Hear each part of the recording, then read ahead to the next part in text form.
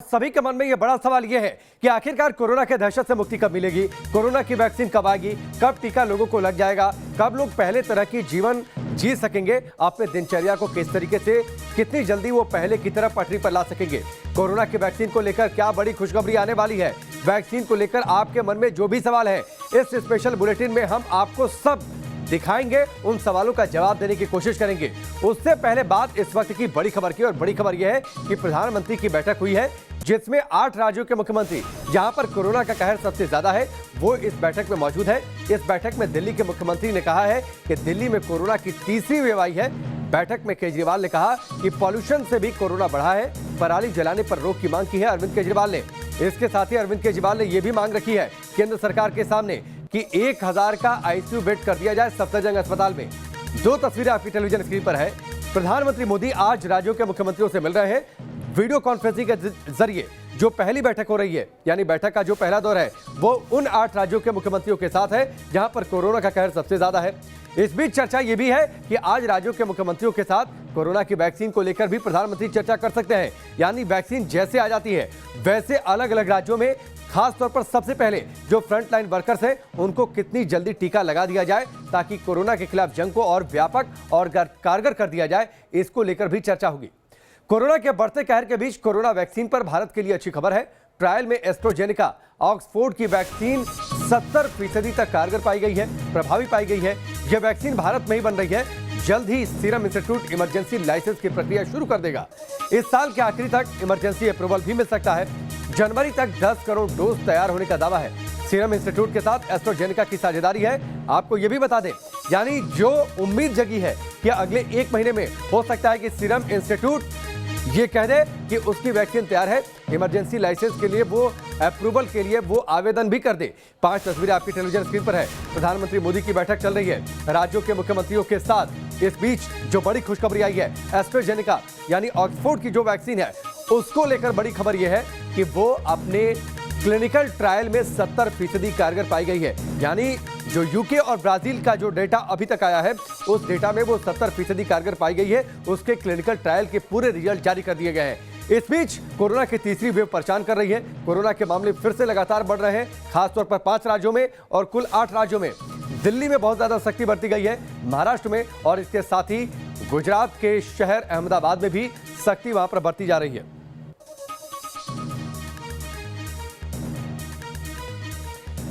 तीन सहयोगी इस वक्त हमारे साथ जुड़ चुके हैं। रविकांत राय हमारे साथ जुड़ चुके हैं, मोहित बख्शी हमारे साथ जुड़ चुके हैं, इसके साथ ही अब सैयद आमिर हमारे साथ जुड़ चुके हैं, और हमारे साथ डॉक्टर स्वाति माहेश्वरी भी हमारे साथ जुड़ चुकी हैं। आप सबका बहुत बहुत स्वागत है। इससे पहले कि मैं आगे रुक करूं डॉक्टर स्वाति माहेश्वरी का, लेकिन रविकांत, एक आपसे मैं अपडेट चाहता हूं बैठक को लेकर। प्रधानमंत्री की जो बैठक चल रही है, इस बैठक को लेकर क्या अपडेट और जानकारी, और यह भी चर्चा है कि जो दूसरी दौर होगी बैठक का, आज जो दूसरा दौर होगा उसमें कोरोना वैक्सीनेशन को लेकर किसी रणनीति पर चर्चा हो सकती है।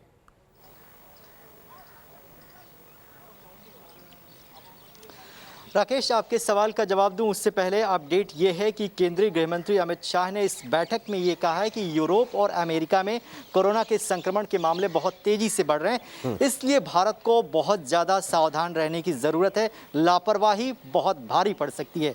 जहाँ तक दूसरे दौर की बातचीत की बात है, दूसरे दौर में वैक्सीन को लेकर डिटेल चर्चा होगी और उम्मीद की जा रही है कि नए साल में भारतवासियों को ये बड़ी खुशखबरी मिलने जा रही है। उसका ट्रांसपोर्टेशन किस तरीके से किया जाएगा, स्टोरेज कैसे किया जाएगा, राज्यों से कोई पैसा नहीं लिया जाएगा। केंद्र सरकार समानता के अधिकार के तहत सभी राज्यों को वैक्सीन फ्री में देगी, लेकिन किसको वैक्सीन पहले लगेगी उसके लिए सभी राज्यों से जो फ्रंटलाइन हेल्थ वर्कर हैं उनके डेटा मंगाए गए हैं। उसके बाद दूसरी प्रायोरिटी क्या होगी, बुजुर्ग लोगों को कैसे सबसे पहले। ठीक है रविकांत, मैं आपके पास लौट कर आता हूं। सैयद आमिर और मोहित भी हमारे साथ बने हैं और साथ ही डॉक्टर स्वाति माहेश्वरी हमारे साथ बनी हुई हैं।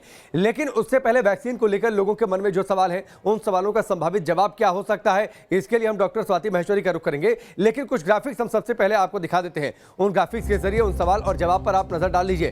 वैक्सीन को लेकर जो सवाल और जवाब है, पहला सवाल तो यह है कि भारत में कोरोना की वैक्सीन कब तक आ जाएगी, कब तक ये टीका आ जाएगा। इसका संभावित जवाब यह है कि अगले साल फरवरी तक बहुत ज्यादा उम्मीद ही है कि वैक्सीन आ जाए, वैक्सीनेशन उसके बाद तुरंत जल्दी शुरू हो जाए। तो वैक्सीन को लेकर एक ये बड़ा सवाल है कि आखिरकार वैक्सीन कब तक आने वाली है। इसके साथ ही जो अगला सवाल ये है कि वैक्सीन सबसे पहले किसको मिलेगी, यानी वैक्सीन जैसे आ जाती है सबसे पहले किसका टीकाकरण होगा। तो इसका जवाब यह है कि सबसे पहले कोरोना वॉरियर्स को वैक्सीन लगेगी, यानी फ्रंटलाइन पर जो वर्कर्स हैं, जो लोगों की स्वास्थ्य सेवाओं में लगे हुए हैं, उन्हें सबसे पहले टीका लगेगा ताकि वो इस जंग को और ज्यादा बेहतर तरीके से आगे लड़ सके कोरोना के खिलाफ। आम लोगों को वैक्सीन कब तक मिलेगी? फ्रंटलाइन वर्कर्स को मान लीजिए वैक्सीन लग गई तो आम लोगों को वैक्सीनेशन कब तक मिलेगी, इसका तरीका क्या होगा? तो इसका जवाब यह है कि अगले साल जून से सितंबर के बीच बहुत संभव है कि आम लोगों को वैक्सीनेशन की प्रक्रिया शुरू कर दी जाए। वैक्सीन पर कितना खर्च आएगा, यह भी एक अहम सवाल है, और तो यह है कि अभी साफ नहीं है और शायद 500 रुपए प्रति डोज हो सकता है कि वैक्सीन पर खर्चा आए, और यह भी हो सकता है कि केंद्र सरकार इसे वहन करे। सवाल यह भी है कि क्या जनता को वैक्सीन मुफ्त मिलेगी? लोग ये जानना चाहते हैं कि क्या वैक्सीन जनता को मुफ्त मिलेगी। तो जवाब यह है कि हाँ, सरकार खर्च उठाएगी। सरकार ने इसको लेकर साफ कर दिया है। सरकार को जो खर्च पड़ेगा उसका जवाब हमने पहले सवाल में दिया था।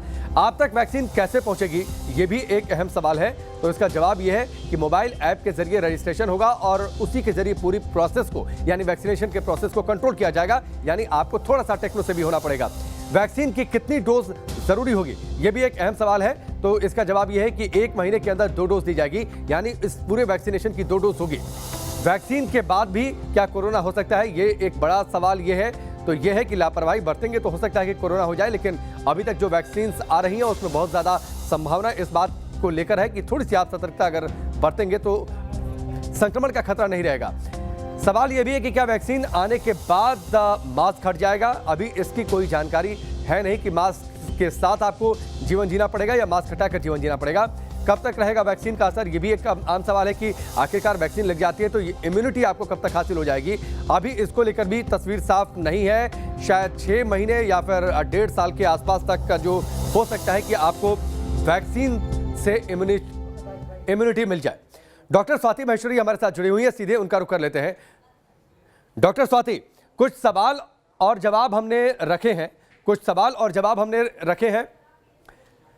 और जवाब डॉक्टर स्वाति महेश्वरी आपने सुना होगा। उन सवालों के जवाब में पहला सवाल तो यही मेरी ओर से, और ये आम लोगों के मन में सवाल है कि एक बार वैक्सीन आ जाती है, अगर लग जाती है, तो क्या ये माने कि हम पूरी तरीके से इम्यून हो जाएंगे, जैसे पहले जीवन जीते थे उसी तरीके से जीवन फिर से शुरू हो जाएगा?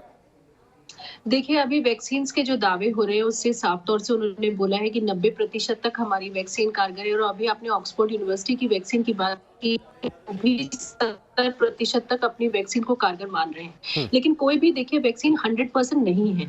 ऐसी स्थिति में हमें इस बात का पूरा ध्यान रखना होगा कि वैक्सीन लगने के बाद भी संभावनाएं रहेंगी। और अभी सबसे बड़ी बात यह भी है कि ट्रांसमिशन रेट को वैक्सीन कितना रोकती है, क्योंकि एस्ट्राजेनेका ने पहला दावा किया है अभी कि उनकी वैक्सीन जो है वो एक व्यक्ति से दूसरे में संक्रमण होने को भी रोकेगी। लेकिन अगर आपको याद हो तो डॉक्टर फाउची ने अभी ये बात अमेरिका में बोली थी कि जो मॉडर्ना और फाइजर वैक्सीन हैं उनसे हम अभी ये नहीं कह सकते कि ये ट्रांसमिशन को रोकेंगी। यानी कि जिस व्यक्ति को वैक्सीन लगी है उससे दूसरे को संक्रमण होगा या नहीं होगा ये अभी नहीं कहा जा सकता। तो सबसे जरूरी कड़ी जो इसमें है वो ट्रांसमिशन, और उस ट्रांसमिशन को रोकने के अगर मुझे वैक्सीन लग गई तो मैं तो सुरक्षित हूँ, लेकिन क्या मेरे परिवार वाले या जिनसे मैं मिल रही हूँ वो भी सुरक्षित हुए मुझसे या नहीं हुए? तो ये अभी एस्ट्राजेनेका ने ये दावा किया है कि उनकी वैक्सीन जो है वो ट्रांसमिशन भी रोकेगी, लेकिन अभी हम इस पे पूरी तरह तौर से नहीं कह सकते। यानी डॉक्टर स्वाति, एक बात है कि वैक्सीन आ जाती है, लग जाती है, आपकी बातों से मुझे जो समझ में आ रही है वो ये बात है कि हमें मास्क के साथ और एहतियात के साथ तो जीना पड़ेगा कुछ समय तक। बिल्कुल, देखिए अभी तो बिल्कुल जीना पड़ेगा, और अभी वैक्सीन लोगों तक पहुंचने में भी वक्त लगेगा। हमारी 135 करोड़ की आबादी है और वहां तक वैक्सीन पहुंचाना में भी अपने आप में एक लंबा समय लगने वाला है। लेकिन स्वास्थ्य मंत्रालय ने भी बोला है कि वो 30 करोड़ वैक्सीन जो है वो जून जुलाई के महीने तक लगाएंगी। उसके बाद ही हमारी 100 करोड़ की जनता जो है वो रह जाती है, उसको भी वैक्सीन लगने की जरूरत है। और जिस तरह से आप देख रहे हैं कि ये बीमारी एक व्यक्ति से दूसरे में फैलती है, तो कुछ लोगों के वैक्सीनेशन होने से हम बीमारी को पूरी तरह नहीं रोक पाएंगे। तो हमें लगभग 70 से 80% जनता को वैक्सीन लगानी होगी एक हर्ड इम्यूनिटी को अचीव करने के लिए, या लोगों को स्वाभाविक तौर से इन्फेक्शन हो या उन्हें वैक्सीन की वजह से एंटीबॉडीज बने। और अभी एंटीबॉडीज भी कितने समय रहने वाली है, इसके ऊपर एक प्रश्न चिन्ह है। जिस तरह से अभी एस्ट्राजेनेका ने बोला है कि उनकी वैक्सीन जो है 2 साल के लिए सुरक्षित करेगी, वही मॉडर्ना और फाइजर का मानना है कि अभी 6 महीने के लिए उनकी वैक्सीन सुरक्षित करेगी लोगों को। तो अभी वैक्सीन कैसे कैसे आती है, और देखिए एक वैक्सीन से पूरे देश का ये बातें हैं, ये बातें संशय को और थोड़ा सा बढ़ा रही है डॉक्टर स्वाति महेश्वरी। मैं आता हूं आपके पास, सैयद आमिर का रुख कर लेता हूं।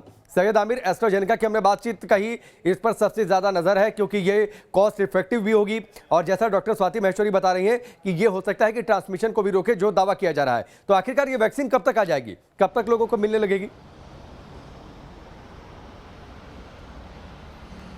देखिए, मैं आपको बता दूं कि 2-3 अपडेट्स हैं हमारे पास। पहला अपडेट तो ये कि सीरम इंस्टीट्यूट ऑफ इंडिया के जो चीफ एग्जीक्यूटिव हैं अनार पूनेवाला, उन्होंने साफ तौर पे ये बात कही, जो सूत्र हमारे बता रहे हैं कि भारत को सबसे पहले ये वैक्सीन मिलेगी। और एस्ट्राजेनेका से जो ऑक्सफोर्ड से बातचीत हुई है उसके आधार पर भारत ही वो देश होगा जो सबसे पहले जो ये वैक्सीन बन के तैयार होगी सीरम की तरफ से, वो मिलने वाली है। और इसका डेडलाइन जो टाइम दिया गया है वो फरवरी तक बताया जा रहा है, यानी जनवरी से फरवरी के बीच में ये वैक्सीन बनकर के कभी भी आ सकती है। हालांकि ये भी कहा जा रहा है कि हो सकता है ट्रायल चूंकि पूरा हो चुका है और दिसंबर के एंड में भी इसकी शुरुआत हो जाए। लेकिन एक बड़ा सवाल ये भी है कि यहां से ट्रांसपोर्ट कैसे होगी वैक्सीन। ट्रांसपोर्टेशन के लिए एयरपोर्ट्स पे तैयारी की जा चुकी है, एयरपोर्ट्स बिल्कुल तैयार है। और दूसरा ये कि डाक विभाग का भी इस्तेमाल इसमें किया जाएगा, ऐसा सूत्र बता रहे हैं। मतलब जो फॉर्मूला है डिस्ट्रीब्यूशन का, कुल मिलाकर सैयद आमिर, सरकारें तैयारी कर रही है कि जिस दिन वैक्सीन आ जाए, जिस दिन उसके क्लिनिकल ट्रायल के रिजल्ट पूरी तरीके से आ जाए, अप्रूवल मिल जाए, उसके बाद कम से कम देर ना हो, लोगों को वैक्सीनेशन प्रोसेस की तुरंत जो है शुरुआत की जाए। उनको ट्रांसपोर्ट कैसे करना है, कैसे जो स्वास्थ्य कर्मियों को उसमें लगाना है कि वैक्सीनेशन प्रोसेस तेज हो जाए, उसमें कम से कम डिले ना हो। आप सभी हमारे साथ बने रहें, आपके पास हम लौट कर आते हैं। अब आपको बताते हैं कि कोरोना की वैक्सीन आएगी तो पहले किसे मिलेगी। शुरुआत में 30 करोड़ लोगों को प्राथमिकता के आधार पर वैक्सीन दी जाएगी। इसके लिए 4 चरण तैयार किए गए हैं। पहला चरण यह है, 1 करोड़ मेडिकल स्टाफ होंगे, डॉक्टर होंगे, नर्स होंगे, अन्य स्वास्थ्य कर्मी होंगे। दूसरा चरण जो होगा उसमें 2 करोड़ कोरोना वॉरियर्स होंगे, पुलिस, सैनिक, सफाई कर्मी और जरूरी सेवाओं से जुड़े लोग। तीसरा जो चरण होगा उसमें 26 करोड़ वैक्सीन 50 साल से ज्यादा उम्र के जो लोग हैं यानी सीनियर सिटीजन को प्राथमिकता दी जाएगी। चौथा चरण होगा 1 करोड़ वैक्सीन जो गंभीर मरीज होंगे उन्हें दी जाएगी, ताकि कम से कम उनके जीवन को बचाया जा सके, उन्हें जीवन के खतरे से उन्हें दूर रखा जा सके।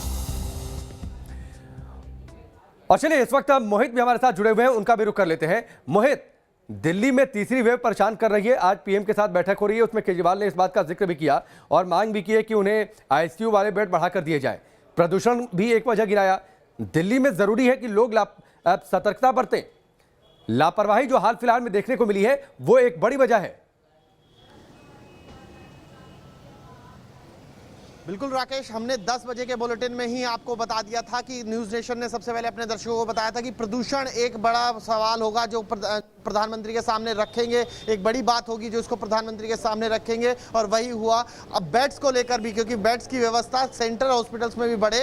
इस वक्त मैं आरएमएल खड़ा हूं, यहाँ पर बेड्स की व्यवस्था बढ़ाने, आरएमएल हो या सफदरजंग हो या उसके अलावा एम्स हो, तमाम जगह पर बेड्स बढ़ाए जाए। 1000 के करीब बेड्स बढ़ाए जाए, रिजर्व रखे जाए जब तक कोरोना की 3rd वेव नहीं चल जाती, ये बात कही गई। उसके साथ साथ स्टेटस भी बताया है कि 3rd वेव में डिक्लाइन तो आया है, लेकिन अभी वो डिक्लाइन इतना बड़ा नहीं है कि इसे ये कह दिया जाए कि 3rd वेव निकल गई है। ये तमाम चीजें मुख्यमंत्री ने रखी हैं और यही बात हमने सुबह आपको बताई थी, अपने दर्शकों को बताई थी। और अब जो रोड मैप तैयार करना है सेक्टर के साथ मिलकर, वो इस बात को लेकर है कि किसी भी तरीके की कमी जो है वो स्वास्थ्य सेवाओं में ना पड़े। इसीलिए आज जो मुख्यमंत्री हैं उन्होंने, ठीक है मोहित, मैं आपके पास लौट कर आता हूं, कोरोना वैक्सीन को लेकर बड़ी खबर जो खुशखबरी है कि 1 महीने के अंदर तस्वीर साफ हो सकती है कि आखिरकार कोरोना वैक्सीन कब तक आ रही है, किसको पहले मिलेगी, यह हमने आपको बता दिया। लेकिन एक बार फिर हम आपसे अपील कर दें, जो अभी तक बातें कही गई हैं रिसर्च के जरिए या फिर जो अनुभव के आधार पर जो बातें कही गई हैं उसमें एक तस्वीर साफ है, जब तक दवाई नहीं तब तक ढिलाई नहीं।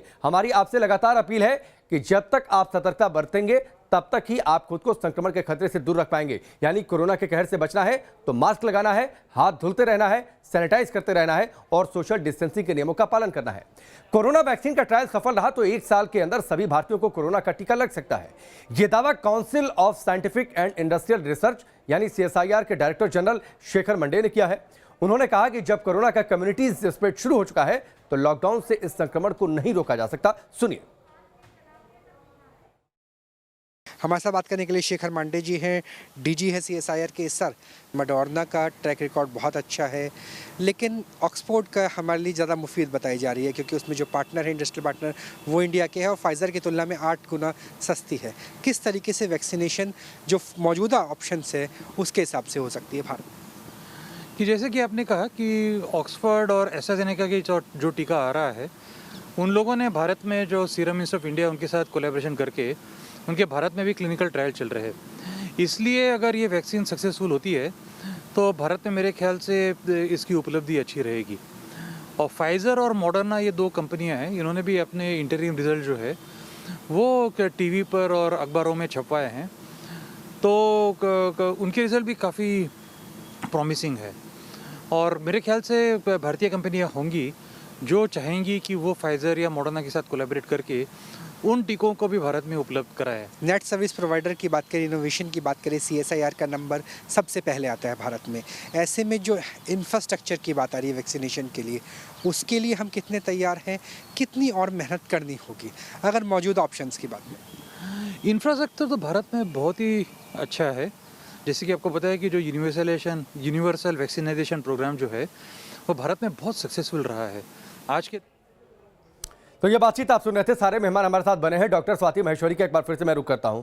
डॉक्टर स्वाति, हाल फिलहाल में हमने देखा त्योहारों का सीजन, त्योहारों के सीजन में किस तरीके से लोगों ने लापरवाही बरती है।